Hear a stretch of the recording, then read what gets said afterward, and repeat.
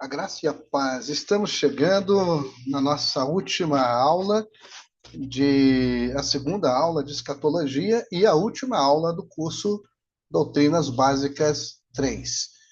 Bem, nós estávamos na aula anterior dando assim uma introdução ao nosso curso, falamos de algumas coisas concernentes.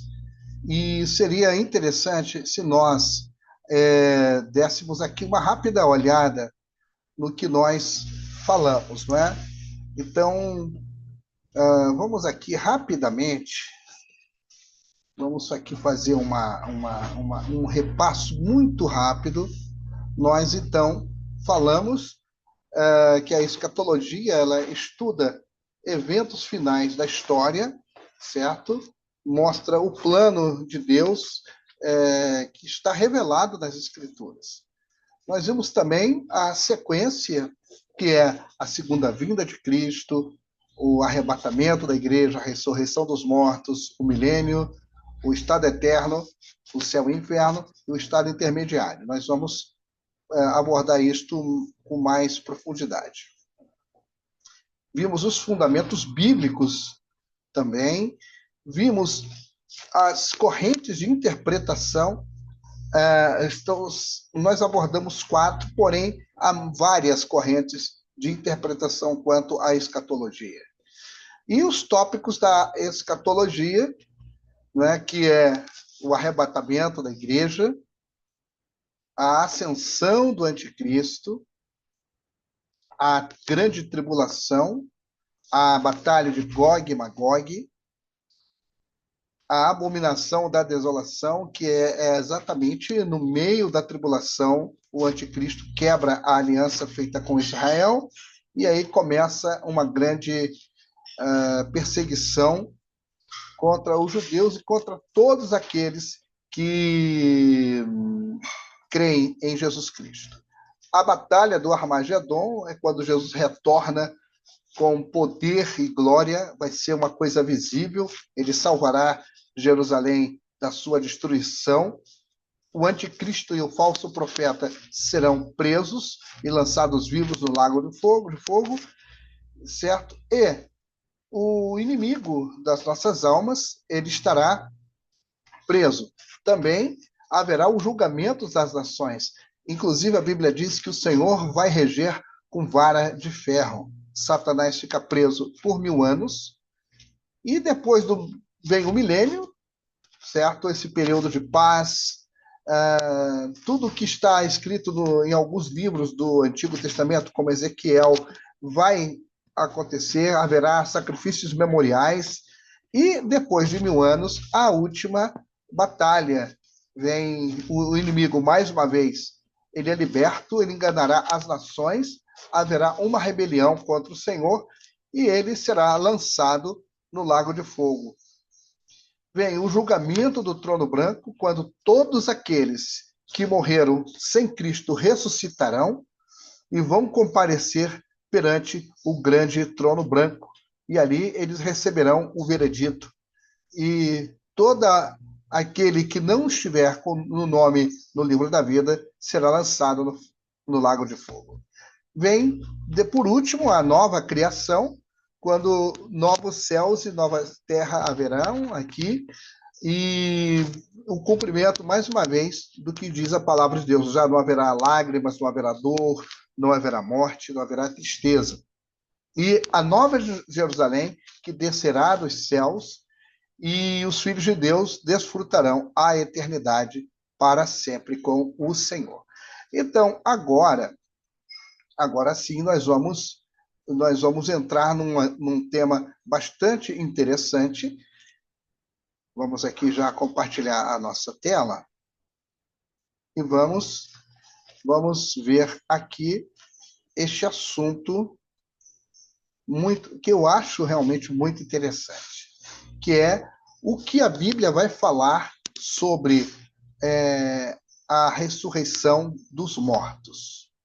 É um tema bastante complexo, bastante polêmico, e nós vamos ver à luz da palavra de Deus como este assunto ele é tratado.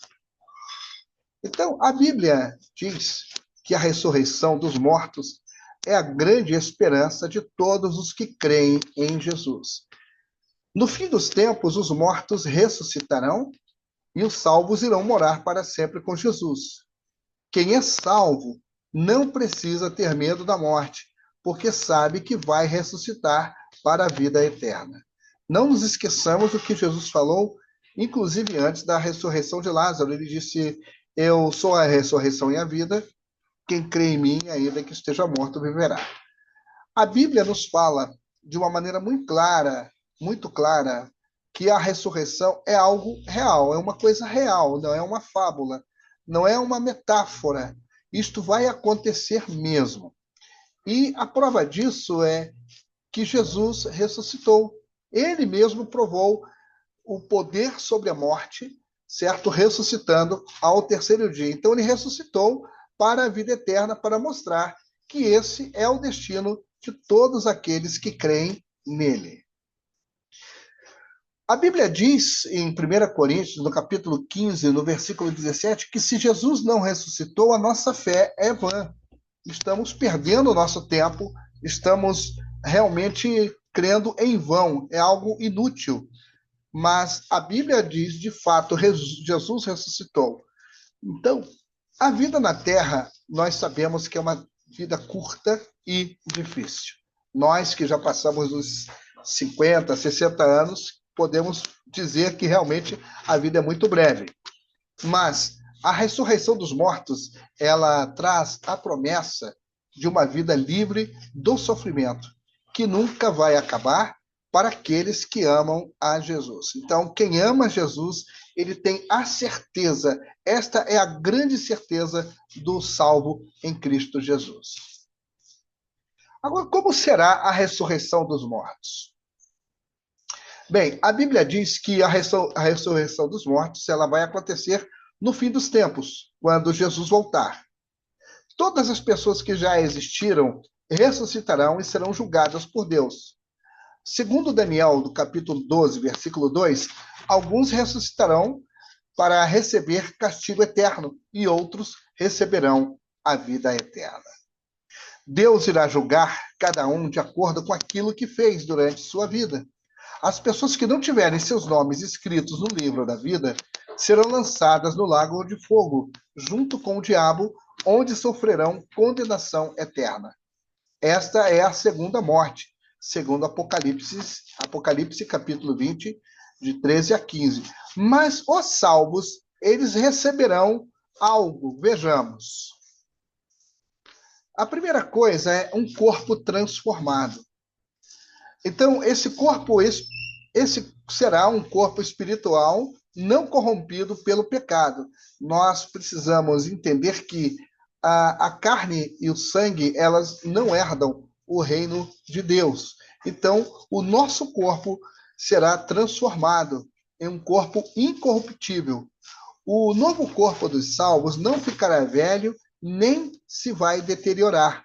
Será um corpo glorioso como o corpo de Jesus quando ele ressuscitou. Então, é outra esperança bendita que nós temos, de termos um corpo semelhante ao de Jesus. Também nós teremos consolação. É outra característica da ressurreição. A Bíblia diz que Deus enxugará todas as lágrimas e dará perfeita alegria aos salvos na ressurreição. Não haverá mais dor nem sofrimento. Então, tudo aquilo que vivemos nesta vida, as dificuldades, as tristezas, as angústias, as decepções, os fracassos, as perdas, nada disso haverá na eternidade. Não haverá nem mais dor, nem mais sofrimento. A vida eterna também, que é algo maravilhoso, na ressurreição os salvos vão morar para sempre junto de Deus. Não vai mais haver morte. Todos viverão para sempre, recebendo vida eterna diretamente de Deus. a nossa alegria, ela durará para sempre. Então, por isso que devemos nos alegrar. Jesus, antecipando isso, ele disse: alegrai-vos, porque grande é o vosso galardão que está nos céus. Agora, o que acontece no julgamento final? A primeira coisa a entender sobre o juízo final é que não pode ser evitado. Independentemente de como interpretemos a profecia sobre o fim dos tempos, a Bíblia nos diz que, como aos homens está ordenado morrerem uma só vez, vindo depois o juízo, então, segundo Hebreus 9, 27, onde está este versículo, todos nós, independente de raça, de credo, todos morrerão uma só vez e depois disto vem o juízo. Todos nós temos um compromisso divino com o nosso Criador. O apóstolo João registrou alguns detalhes do julgamento final. Vejamos. Ele diz aqui: e vi um grande trono branco e o que estava sentado sobre ele, de cuja presença fugiram a terra e o céu, e não foi achado lugar para eles. E vi os mortos, grandes e pequenos, em pé diante do trono, e abriram-se uns livros, e abriu-se outro livro, que é o da vida. E os mortos foram julgados pelas coisas que estavam escritas nos livros, segundo as suas obras. O mar entregou os mortos que nele havia, e a morte e o além entregaram os mortos que neles havia, e foram julgados cada um segundo as suas obras. E a morte e o inferno foram lançados no lago de fogo. Esta é a segunda morte, o lago de fogo. E todo aquele que não foi achado inscrito no livro da vida foi lançado no lago de fogo. Então, isto daqui vai além dos credos, vai além das especulações, vai além das crendices, pois é a própria palavra de Deus que já está prevendo o que acontecerá neste grande dia. Então, os salvos em Cristo, a Bíblia é muito clara quando diz que nenhuma condenação há para os que estão em Cristo Jesus. É por isso que é importante a permanência no Senhor. Paulo mesmo diz de ser firmes e constantes, sempre abundantes na obra do Senhor. Então, somos exortados aqui a viver uma vida de fé, de santidade, de amor e de justiça, pois isto demonstra o nosso relacionamento real e profundo com Deus, não uma coisa religiosa e superficial, bem característica de pessoas que não nasceram de novo. Nós não somos salvos por obras, somos salvos pela graça que é em Cristo Jesus. Então, temos a confiança de que estaremos para sempre com o Senhor. Essa passagem que nós acabamos de ler, ela nos apresenta o julgamento final, o fim da história humana e o início do estado eterno. Podemos ter certeza disto. Nenhum erro será feito em nossas audiências, porque seremos julgados por um Deus perfeito. A isto a Bíblia nos diz, aí estão as referências bíblicas. Isto irá se manifestar em muitas provas inegáveis. Primeiro, a primeira prova é que Deus é perfeitamente justo e imparcial. Aí estão as referências bíblicas, vocês podem ler depois com mais profundidade. Em segundo lugar, Deus não pode ser enganado. A Bíblia diz que ele não se deixa escarnecer. Tudo que o homem ceifar, isto ele ceifará. Então, a primeira coisa, já vimos que Deus é perfeito, justo e imparcial. Em segundo lugar, ele não pode ser enganado. As malandragens, as astúcias do homem, elas não podem jamais enganar a Deus. Em terceiro lugar, Deus não pode ser influenciado por quaisquer preconceitos, desculpas ou mentiras, que são coisas muito peculiares ao ser humano. Então, se a gente for ver, às vezes um simples copo que a gente quebra, digamos, na nossa casa, a gente procura logo se eximir de culpa, não é? Se acontece alguma coisa pequena, vamos querer uma desculpa para aquilo, foi sem querer, eu não queria fazer isto. Porém, para Deus, ele não é influenciado por essas coisas, preconceitos, desculpas ou mentiras. Então, Deus, como ele é imparcial, Deus não se deixa levar pelos critérios humanos e tampouco pelas nossas emoções e sentimentos.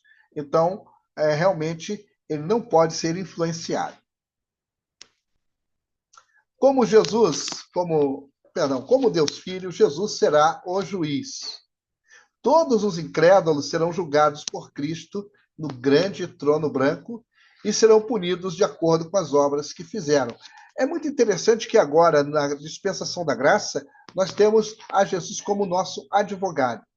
Porém, nesse dia do grande trono branco, ele será juiz e todos serão julgados e punidos de acordo com as obras que fizeram. A Bíblia deixa bem claro que os incrédulos estão acumulando ira contra si mesmos. Aí está a citação bíblica, e que Deus retribuirá a cada um segundo as suas obras. Isto, para nós, é uma grande exortação. Fica aí muito claro, porque à medida que a humanidade vai pecando, ela vai acumulando ira, a ira de Deus. A Bíblia é muito clara e nós sabemos que Deus, ele odeia o pecado. Ele ama o pecador. Observe bem, ama o pecador. E à medida que esta pessoa se arrepende, à medida que essa pessoa busca os caminhos de Deus, a Bíblia diz: deixe o ímpio o seu caminho. Então, certamente, ele será perdoado. A Bíblia nos deixa muito claro isto. O sangue de Jesus nos limpa, nos purifica de todo pecado. Porém, aquela pessoa que continua na sua incredulidade, continua na sua rebelião contra Deus, ela acumulará ira contra ela mesma. Os crentes também serão julgados em um julgamento diferente, chamado Tribunal de Cristo. E a Bíblia diz que todos nós compareceremos perante este tribunal. Mas já que a justiça de Cristo nos foi imputada e os nossos nomes estão escritos no livro da vida, seremos recompensados, não punidos de acordo com as nossas ações. Então, Paulo ele vai falar em 1 Coríntios, no capítulo 3, que a obra de cada um vai passar pelo fogo. Se é uma obra de ouro, de prata, de madeira, de feno ou de palha. Tudo será passado, provado no fogo, mas muitos serão salvos como que no fogo, diz a mesma palavra. Então, nós seremos recompensados e não punidos. E reitero e repito, dizendo que nenhuma condenação há para os que estão em Cristo Jesus. No juízo final, o destino dos perdidos estará nas mãos do Deus onisciente, que julgará cada um segundo a condição de sua alma. É por isso que Deus sempre está olhando o nosso interior. Deus não está preocupado com o exterior do homem. O exterior, ele pode enganar, nos engana como seres humanos, mas Deus, que é onisciente, ele está vendo exatamente o que eu penso, o que eu quero e o que eu sinto. Ele sabe perfeitamente, ele conhece a condição da minha alma. Por enquanto, o nosso destino está em nossas próprias mãos. O fim da jornada da nossa alma será o céu eterno ou o inferno eterno. Temos que escolher se vamos aceitar ou rejeitar o sacrifício de Cristo em nosso favor. E precisamos fazer essa escolha antes das nossas vidas físicas da Terra chegarem ao fim. Este é o momento de arrependimento, este é o momento de se voltar para Deus. Após a morte, não há mais uma escolha, e nosso destino é ficar diante do trono de Deus, onde tudo será claramente exposto diante dele. E aí estão as citações bíblicas. E em Romanos 2,6 diz que Deus retribuirá a cada um segundo as suas obras. Qual é o estado eterno do crente? Vimos em termos gerais, agora vamos ver em termos mais específicos. O estado eterno refere-se ao destino final da humanidade após a morte, frequentemente associado aos conceitos de céu e inferno. De acordo com a Bíblia, o céu é um lugar de eterna comunhão com Deus, enquanto o inferno é um estado de separação eterna de Deus. Céu. O céu é descrito como um lugar de alegria, paz e comunhão com Deus, sem sofrimento ou pecado. Bem, a própria Bíblia nos diz, através do apóstolo Paulo, que os olhos não viram, o que os ouvidos não ouviram, o que não chegou ao coração do homem, são as coisas que Deus preparou para aqueles que o amam. Então, mas nós temos uma descrição do céu como um lugar de alegria, paz e comunhão com Deus, sem sofrimento ou pecado. Nada no céu se compara com esta terra. Os crentes são descritos como herdeiros de Deus e co-herdeiros com Cristo, desfrutando de uma vida eterna na presença de Deus. E nessa passagem que está aparecendo aqui de Romanos 8:17, fala isso, e depois o apóstolo Paulo diz: se é que nós padecemos com Cristo, nós com ele seremos glorificados. Então, a nossa vida, a vida eterna é esta. Jesus disse que a vida eterna é esta, que te conheçam a ti. Quem conhece ao Senhor em vida, quem conhece a Deus, procurará andar em comunhão, em paz, em amor, em justiça e em fé. Ele já vive a eternidade aqui. E depois ele desfrutará da vida eterna na presença de Deus. O céu é um lugar de serviço a Deus, contemplação de sua glória e habitação em justiça. As pessoas têm uma ideia, às vezes, ainda muito humanística do céu, mas o céu é outra dimensão de vida, na verdade, é o segmento ou a continuação da vida eterna. Então lá, segundo a palavra de Deus, haverá adoração, haverá várias coisas que nós, na nossa linguagem humana, chamamos de serviço a Deus. Inferno. O inferno é descrito como um lugar de sofrimento, choro e ranger de dentes, um estado de separação eterna de Deus. Alguns entendem o inferno como um estado de espírito, não um lugar físico de remorso e pesar. A natureza eterna do inferno é um tema debatido, mas a maioria dos cristãos acredita que o castigo é eterno. Que é o estado intermediário? O estado intermediário é um conceito teológico que especula a respeito de que tipo de corpo, se for o caso, os crentes do céu têm, enquanto esperam para que os seus corpos físicos sejam ressuscitados. A Bíblia deixa claro que os crentes falecidos estão com o Senhor. A Bíblia diz que preciosa aos olhos do Senhor é a morte dos seus santos. É uma citação que eu estou fazendo, mas nós temos aí outras citações bíblicas. A Bíblia também deixa claro que a ressurreição dos crentes ainda não ocorreu, o que significa que os corpos dos crentes falecidos ainda estão na sepultura. Porém, as suas almas estão descansando no Senhor. Jesus falou àquele homem na cruz: hoje mesmo estarás comigo no paraíso. Ali não se referia ao corpo físico. Ali, e tampouco um corpo glorificado. Ali estava se referindo àquela alma redimida que entrou com Jesus no paraíso. E aqui estão algumas referências bíblicas também. Assim, a questão do estado intermediário é se os crentes do céu recebem corpos físicos temporários até a ressurreição, ou se eles existem da forma espiritual, não corpórea, até a ressurreição.